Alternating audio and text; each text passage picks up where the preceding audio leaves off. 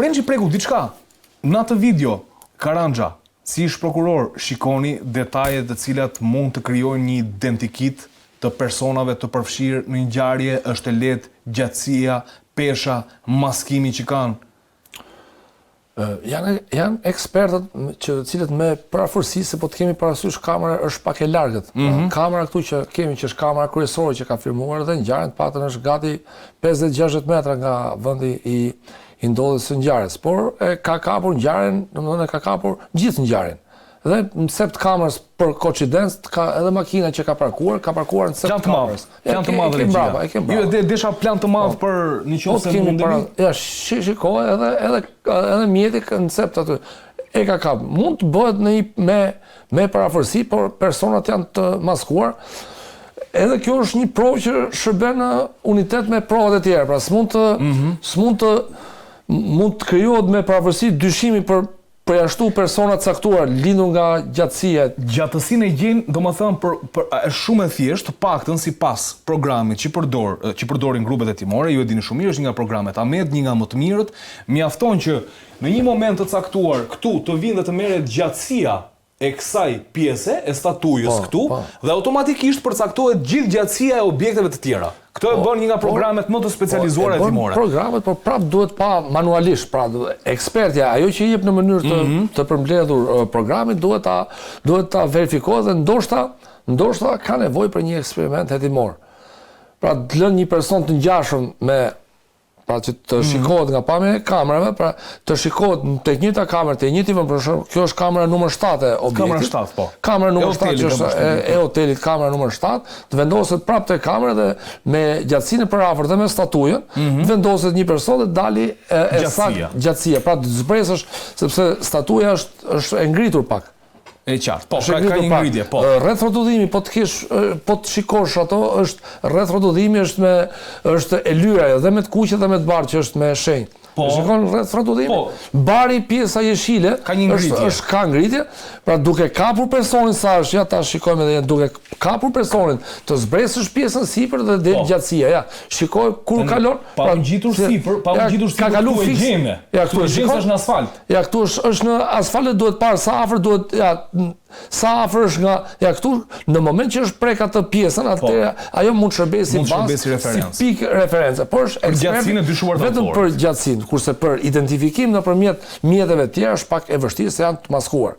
Me përjashtim, thash edhe një, po të ketë kamera tjera të cilat ka një rezolucion të lartë, janë shumë megapiksel që kur e zmadhon, ka programe pastrimi dhe të del dhëna dhe teknike që mund të jetë retinë syve e tjerë. Po me këto dhëna që kemi, me këto lloj kamera, se këto janë kamera të një biznesi privat, me parafërsi mund gjendet gjatësia që të bësh përjashtimin e ekzekutorëve. Pra te ekzekutorët që kanë ndalë që e lidhen me këtë pjesë, mund bëhet me parafërsi lartësia e tyre sa mund të jetë gjatësia.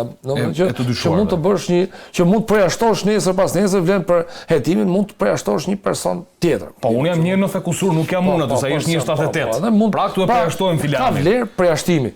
Por prap duhet prova tjera që të jemi të saktë në provimin e akuzës. Pra vetëm me këtë ne kemi një mekanizëm se si kanon ngjarje, por për autorsinë duhet prova të plota, duhet lidh me makinën, duhet lidh me kamerat, si janë heq kamerat rrugës, kush ka shku. Pra është një tërësi e timi, është hetim pak i vështirë, sepse kemi të bëjmë me grup strukturuar kriminal. Dhe Prokuroria e Tiranës me drejt ka bërë një tërësi veprimesh hetimore dhe ka arritur në konkluzion. E njëjta gjë ndodhi me Dobraçin. E njëjta, po të themi natyra masakrës, këtu ishin 2 viktimat e ishin 4, në mes të ditës edhe ajo e mbajti një muaj prokuroria e Shkodrës dhe ja referoi Spakut. Në informacionet që kam, di që kam pas një autor të dyshuar, prokurorët në Shkodër, mirë po kanë kaluar 1 vit e gjysmë, dhe kjo dosje është akoma në Spak. Dhe jo më kodun po e trajtoj pra.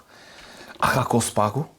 A ka kapacitet e Spaku për ta zbardhur? Dobraçi është akoma pa zbardhur. Këtu e kam çështjen, shkon dhe kjo në Spak, ngjelet dhe kjo pa zbardhur? Prandaj thash edhe që edhe në fillim, Prokuroria e Tiranës dhe Shkodra ka prokuror specialist, pavarësisht se janë të rrethave gjyqësore. Janë prokuror të kualifikuar, sidomos sektorit posaçëm, që merren me këto ngjarje, se s'ka vetëm kjo ngjarje, ka edhe ngjarje të tjera të krimeve ndaj jetës dhe shëndetit, që janë krime të rënda, dhe janë të specializuar për sa i përket veprimeve hetimore. Aq më tepër dhe seksioni në prokurorinë në Drejtorinë vendore të policisë Tiranës janë oficerë specialistë të cilët merren me këto ngjarje. Është një seksion i posaçëm që merret me këto ngjarje dhe kanë eksperiencë, sepse është punë që bën si punë një gazetari kronike që e di si ta bëjë kronikën. Ka vështirësitë e veta, por duke qenë se çështja është në hetim, edhe provat e marrën nga Tirana, sepse mund të ishte në SPAK dhe ishte në njëjtën fazë. Pra, gjithë problemi të vrasjet është mbledhja e provave. Nga i qartë. Mbledhja e provave është shumë e rëndësishme. Mbledhja e provave nga kompetenti.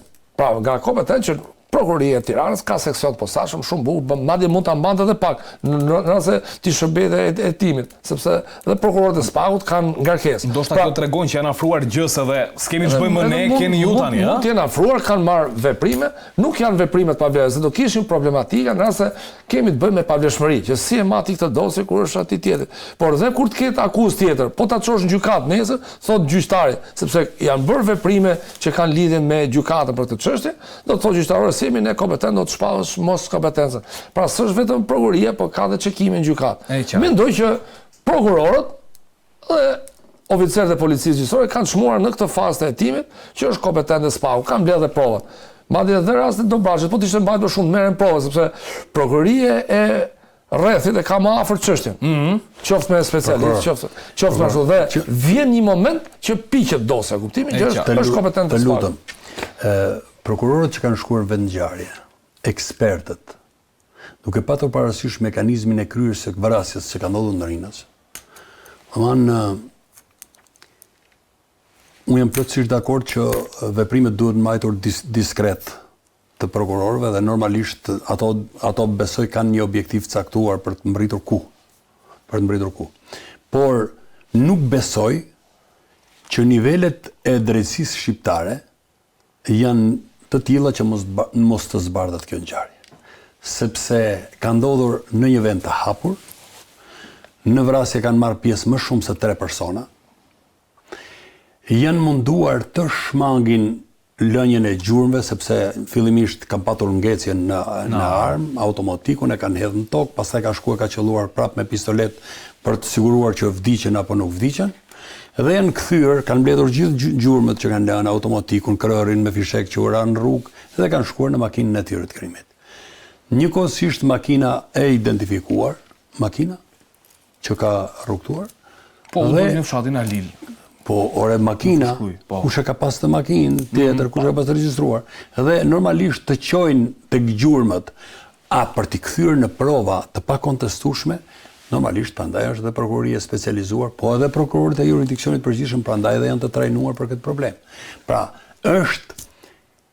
është për të hedhur dritë me çdo kusht mbi këtë ngjarje, se atëherë do të thonim çfarë do bëhet me ngjarjet që kanë ndodhur natën, pa i pa asnjë kamerë, pa patur asnjë të dhënë se kush grup kriminal ka vepruar, me çfarë makina janë afruar. Po në Dobraç për shembull Prençi. Në Dobraç kjo çështje ka shkuar në SPAK, ka një vit e gjys. Tani ka çfarë arreston SPAK-u aty është një nga pyetjet, ka çfarë arreston nga autorët? Se është bërë shumë komplekse çështja, domethënë ngel aty në sirtar dhe shiko. Në ngel çështje mbas çështje. Unë nuk besoj. Ajo kërkon kohën e vet për shkak të asaj, po. Ngjarja e Dobraçit e ka dëshmitarin brenda. E ka dëshmitarin, e ka pas dëshmitarin makinë. Pra është një mbijetuar në makinën e viktimave. E ka marrë këtë? Po se ka marrë, do ta marrin. Kur t'i vi koha, do ta marrin. Ngjarja e Dobraçit dihet botërisht. Po thoni është një mbijetuar, po me të tjera çfarë ndodhi? O zotëri, unë po them që për të hedhur dritë, e kanë aty. Le ta marrë SPAK-u. E kanë aty. Pastaj ngjarja e Dobraçit, domethënë hipotezat, jo hipoteza, po të dhënat janë se ka pas plagosur edhe nga krau tjetër janë mjekur nëpër spitale, nëpër mjek privat. Kështu që unë jam i bindur që prokuroria i ka dhënat. Dhe sa kohë do duhet për ta kapur fillin, domethënë kjo kërkon kohën e vet. Por të dy ngjarjet, edhe Dobraçit edhe Rinës janë ngjarje në mes të ditës në rrethana pothuajse të barabarta. Flasim për sigurinë publike, se ky është gjithë problemi dhe unë më kohë të trajtoj domethënë, sepse kur bëhet fjalë që cënohet siguria publike, reagimi i shtetit, i drejtësisë, i prokurorisë, i hetuesve, të gjitha merat, do të jetë shumë i shpejtë. Unë ta thash që në kryet herës çështjen e sigurisë publike. Aeroporti i Rinasit është një ndër objektet më të rëndësishme të shtetit shqiptar. është aeroporti vetëm ndërkombëtar i një shteti vendantar i NATO-s.